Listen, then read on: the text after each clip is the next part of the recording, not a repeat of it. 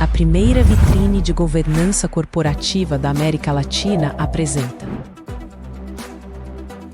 Boa tarde. Pode ser melhor, não é? Boa tarde. Ah, que bom. Eu quero iniciar agradecendo o convite e a oportunidade de estar aqui hoje, na pessoa aí da Renata, não é? E também da Camila.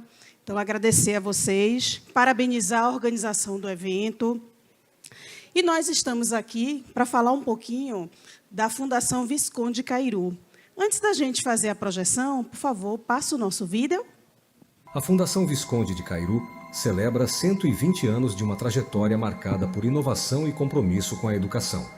Em 12 de março de 1905, a Escola Comercial da Bahia foi fundada por Silvino Marques para suprir a necessidade de formação profissional em finanças. O crescimento rápido levou, em 1911, à aquisição do Palacete Lacerda, na Praça da Piedade. Em 1934, a instituição passou a se chamar Faculdade de Ciências Econômicas da Bahia, acompanhando a criação do curso de Economia. Em 1957, foi renomeada como Fundação Visconde de Cairu. E em 1964, após muita resistência, enfrentamentos e lutas por conta da federalização do espaço, a sede se transfere para o Solar Marbach, onde permanece até hoje. Nos anos seguintes, expandiu sua oferta acadêmica com os cursos de Ciências Contábeis, 1966, Administração, 1999, Pedagogia, 2003, Psicologia, 2016 e Direito, 2018, entre outros. A partir de 2012, a instituição inovou com cursos tecnólogos e, em 2018, iniciou sua oferta de ensino à distância, ampliando o acesso à educação superior. Em 2024, reforçou seu compromisso com a transparência ao implantar a instância de integridade e compliance. Para marcar seus 120 anos, inaugura em 2025 o Centro de Memória Fundação Visconde de Cairu, celebrando sua história e legado na educação baiana.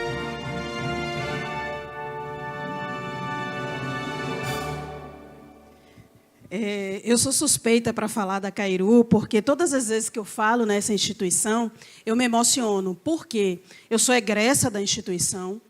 A Fundação Visconde Cairu me deu educação e me colocou, me projetou para o mercado de trabalho. Então, assim, é uma instituição que ela é alicerçada por seus 120 anos, e isso nos dá muito orgulho.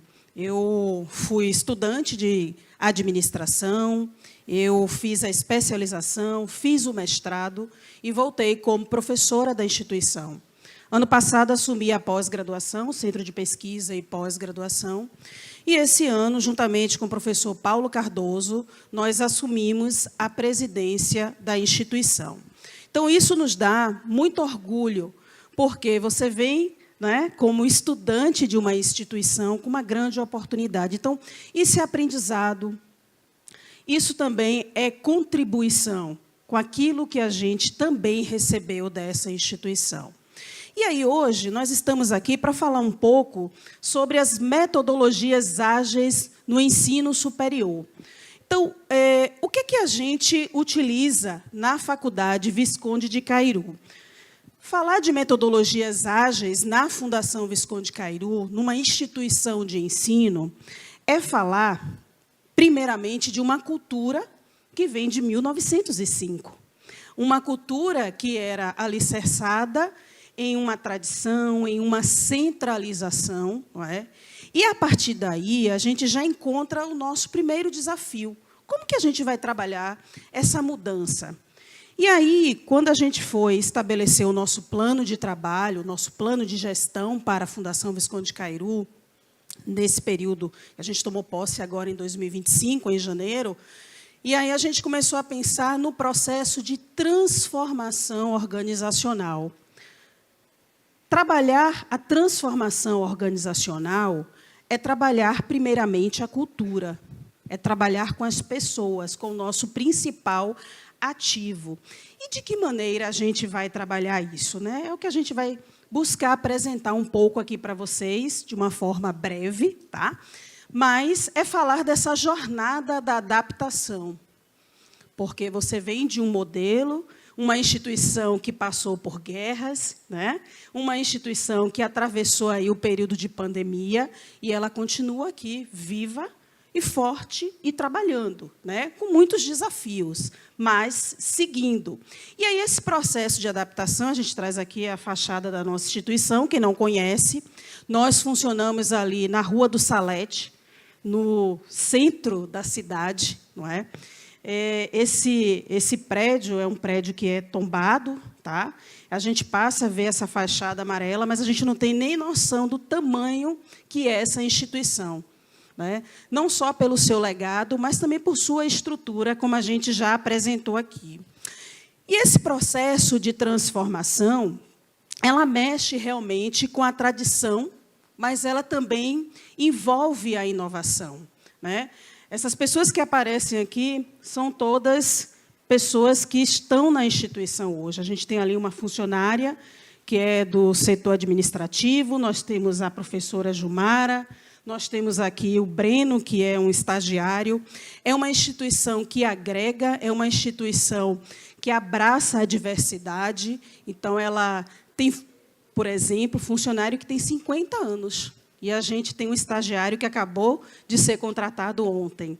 Então, perceba aí as gerações que estão presentes nessa instituição e a nossa responsabilidade de justamente trabalhar essas ferramentas, essa metodologia para transformar essa instituição, né?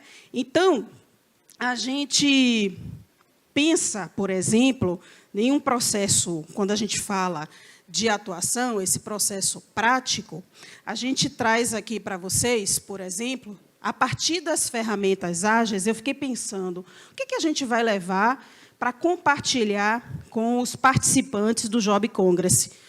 Ok, vamos trazer essa ferramenta, que é uma ferramenta que nos auxilia na visualização, na compreensão dos processos. Porque nós entendemos que nós teríamos que olhar para os processos. Como que a gente torna esses processos mais ágeis, mais rápidos? Desde o processo organizacional, trabalho do dia a dia lá com as equipes, né, com o nosso corpo técnico administrativo, mas também o trabalho que a gente entrega para os nossos estudantes através dos nossos professores. Então, quando a gente olha essa ferramenta de otimização de trabalho e de processos, para a gente enxergar como nós estamos, nós começamos a dar atenção às tarefas administrativas, no âmbito organizacional, preocupados em como que a gente trabalha as matrículas, como que a gente atende os nossos alunos, como que funciona a secretaria acadêmica. O nosso desafio na direção é justamente transformar essa secretaria em uma secretaria digital. Mas, quando a gente fala em transformar em uma secretaria digital, é para a gente deixar de ter o acesso ao atendimento humano? Não. É para que a gente possa proporcionar cada vez mais velocidade, autonomia para quem precisa dos serviços, não é?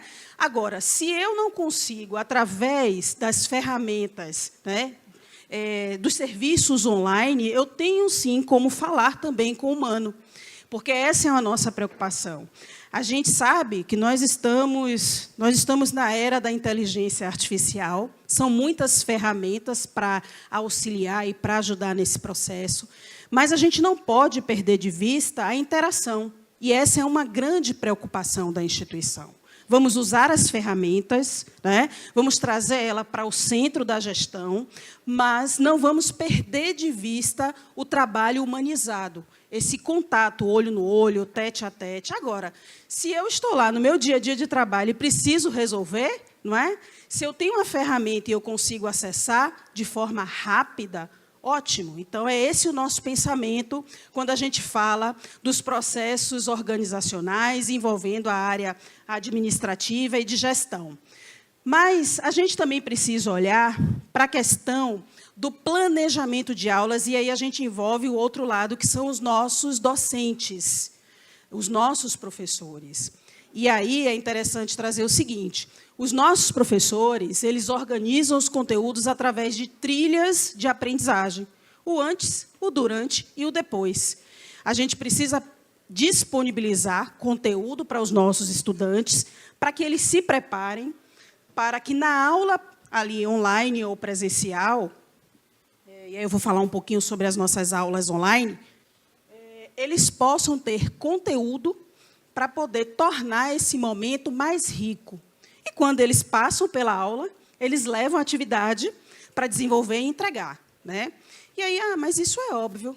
Mas de que maneira a gente trabalha isso? Não é? E aí, é importante dizer que, assim, a gente utiliza as ferramentas tecnológicas, a gente trabalha a formação dos nossos professores. Nós tivemos agora um fórum pedagógico que nós tratamos justamente da importância do uso da tecnologia, da IA, nos processos acadêmicos, né, na parte pedagógica, sem perder de vista essa interação, essa moderação, né, essa interação do professor com as ferramentas, mas também com os alunos. Né? Isso, para a gente, é prioridade. Tá? E aí, a gente traz também o outro olhar, que é o suporte ao aluno, que passa um pouquinho pelo trabalho que é voltado para a área organizacional, né, porque a gente trouxe ali o trabalho da digital, tornar a secretaria acadêmica digital, para que esse aluno acesse esses conteúdos. Mas o nosso aluno hoje, o que é que ele, por exemplo, ele já consegue utilizar? Hoje ele já consegue utilizar a plataforma do Avá, que ali tem todos os conteúdos disponíveis e também a interação que ele pode fazer, não só com o conteúdo da disciplina, mas também com a instituição. A gente tem a ferramenta do chatbot, né, que isso permite que ele possa estar em contato também com os serviços, com as áreas que ele precisa de resposta. A gente tem um avatar chamado Kaká, e o Kaká ele foi treinado para poder atender os nossos estudantes ou qualquer pessoa que acesse o nosso site e pergunte, por exemplo, informações de curso, de disciplinas, de matrizes. Então, o Kaká dá esse apoio, esse suporte. Nós temos o gerenciamento de solicitações, o trabalho de otimização dos fluxos e também o trabalho voltado para essa agilidade e autonomia. Nós temos o nosso EAD, né, que é algo também recente, mas que tem uma característica que eu acho que é válido a gente trazer aqui para vocês conhecerem um pouco. O ensino à distância, para nós, ele funciona como o ensino que aproxima a distância. Por que a gente diz isso? Porque, independente do novo marco regulatório, nós já vínhamos trabalhando com essas interações e com essa aproximação com os nossos estudantes.